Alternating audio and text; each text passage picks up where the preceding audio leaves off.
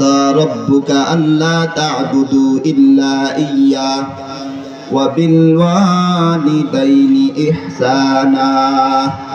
আল্লাহ পাক রব্বুল আলামিন দুনিয়ার মানুষদেরকে জানিয়ে দিলেন, আল্লাহ তা'বুদু ইল্লা ইয়্যা, একমাত্র আমি আল্লাহ তাআলার ইবাদত বন্দেগী চলবে, দুনিয়ার মধ্যে আর কাহারও ইবাদত বন্দেগী চলবে না। ঠিক কিনা বেঠিক?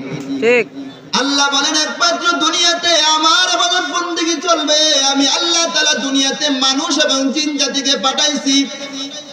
আল্লাহ বলেন ওমা খালাকতুল জিন্না ওয়াল ইনসা ইল্লা লিয়াবুদুন। আল্লাহ বলেন আমি আল্লাহ তাআলা দুনিয়াতে মানুষ এবং জিন জাতিকে একমাত্র ইবাদত বন্দেগী করার জন্য পাঠাইছি। আল্লাহ তা'বুদু ইল্লা ইয়্যা, আমি আল্লাহর ইবাদত বন্দেগী করবা, আর কাহারও দেবদেবীর বন্দেগী করা যাবে না, মানুষের পায়ে সিজদা করা যাবে না। আমি আল্লাহ তাআলার একমাত্র আমি আল্লাহ তাআলার কুদরতে পায়ে সিজদা করতে হবে। ঠিক কিনা বেঠিক? নাকি মাজারকে সিজদা করব? একমাত্র আল্লাহ তাআলাকে সিজদা করতে হবে। আল্লাহ বলেন আল্লাহ তা'বুদু ইল্লা ইয়্যা, আমি আল্লাহকে ছাড়া আর কাহার পায়ে সিজদা করা যাবে না। এই জন্য আল্লাহর পায়ে সিজদা করতে হবে, আল্লাহর সাথে কাউকে শরীক করা যাবে না।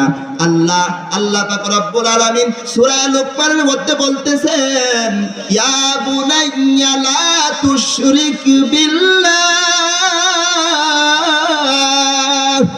আল্লাহ বলেন লুকমানের মধ্যে, সূরা লুকমানের মধ্যে তার ছেলেকে বলতেছে আল্লাহর সাথে কাউকে শরীক করা যাবে না, আমি আল্লাহ তাআলার সাথে কাউকে শরীক করা যাবে না।